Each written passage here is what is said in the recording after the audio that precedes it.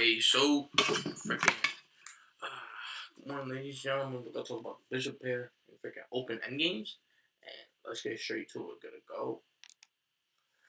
Alright, let's get started.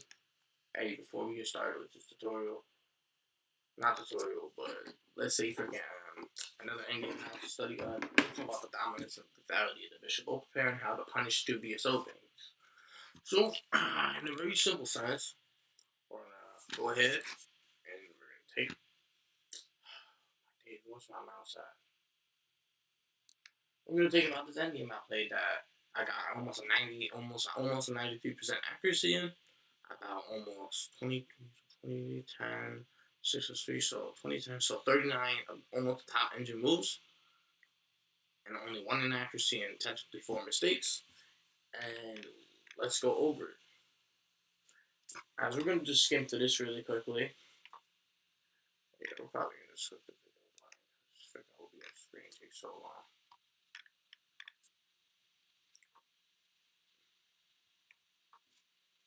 Called this move a mistake because I didn't decide to capture the pawn. I just didn't care about capturing that pawn, and I saw no reason to.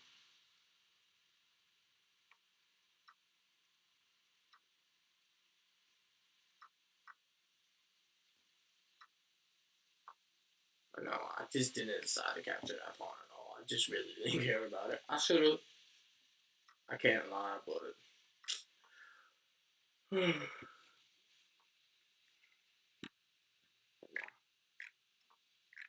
Scroll down.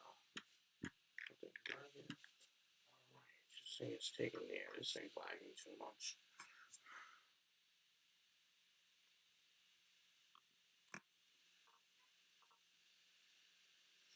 Alrighty. Now let's get started.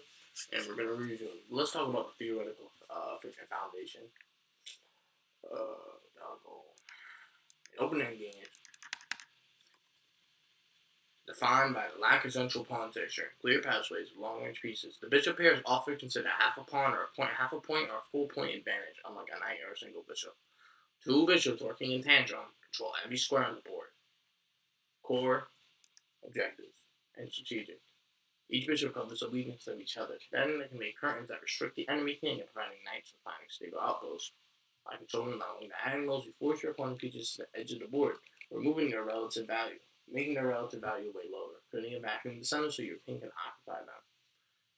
The king can occupy. Use your bishop to fix enemy pawns or blockade on the wrong color of your choice and target them, and create a pass on the opposite wing.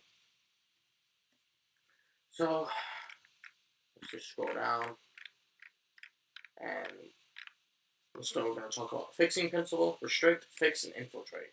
And the bishop pair is not about having two pieces, it's about having full controllable complexes. We're going to do a couple moves in this game, and then we'll pause. So my opponent plays the key is opening, or basically just a flank pawn, or the alpha 0 opening. I digress. 8-4.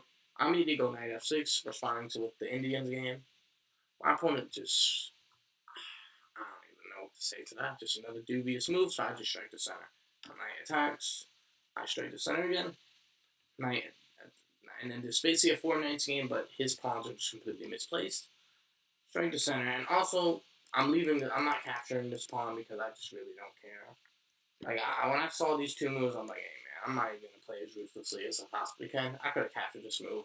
Good God knows how long, but I was playing as quickly as possible. I wasn't really thinking about how am I gonna ruthlessly punish my opponent. So I strike the center, force the knight to take the outpost, and I trade off the knight. Knight takes pawn.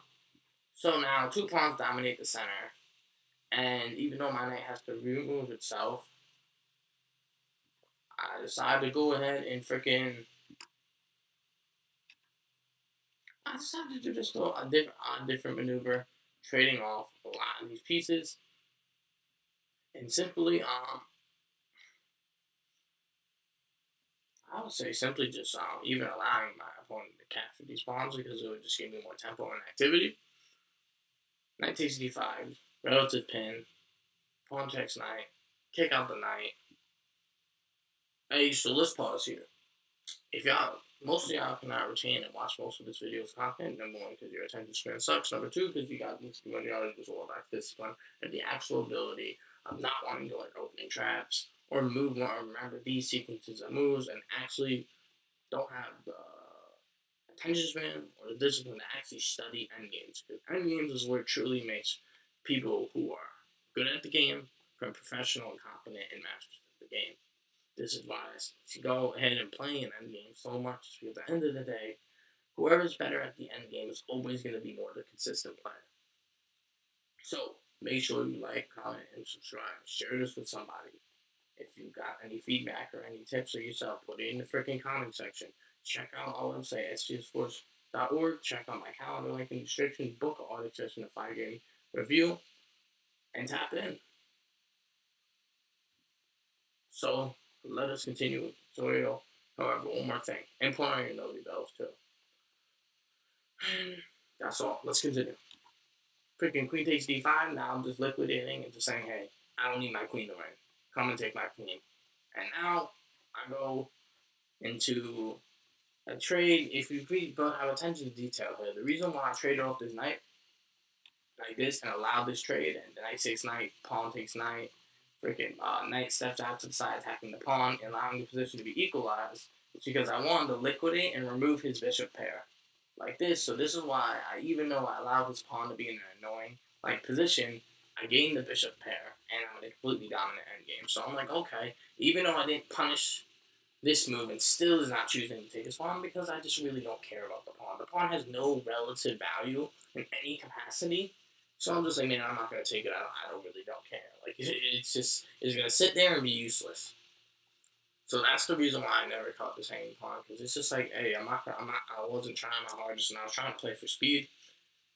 I'm trying to just practice my autopilot mode and get quicker at just converting endgame positions, and I wasn't trying to just think, oh, capture pawn takes and then threatens this and takes and check forward. Like, I could have easily just went, like, for example, if I really wanted to, what do you want to, like, instant the beginning of the game, take the pawn takes, rook blockades, freaking takes knight, check, kings, check, queen blocks, freaking what's it called, check, queen block, takes, bishop, king takes, and then convert it up with the queen, but I decided to do something different. What I'm saying is I could have did freaking right. Freaking pawn to b4. So I'll show you the line I could have really did. Pawn b4, right? Pawn b4 takes pawn to g7, rook g1, freaking now it's white to move. Probably say the best move you can logically do is get out his bishop. And now just develop a check, either winning the queen or putting the king here and winning the rook like this, and then just completely winning. And now, even though this queen has supported this pawn, you just continue to put pressure on the outside pass pawn, and you go on the opposite color of where the queen is. And then just continue to go like this. That's all I need to do, really, if I really want to play as ruthlessly. But I saw no reason to. So, let's go on to the next point as we continue this tutorial. And as I hope they can get my mouse accuracy better. A critical skill in open-end games is fixing pawns or blockading. If your one has a pawn or color one of your bishops, those pawns become permanent targets. You don't see me using this because I know that I can win the game so much easier, so I don't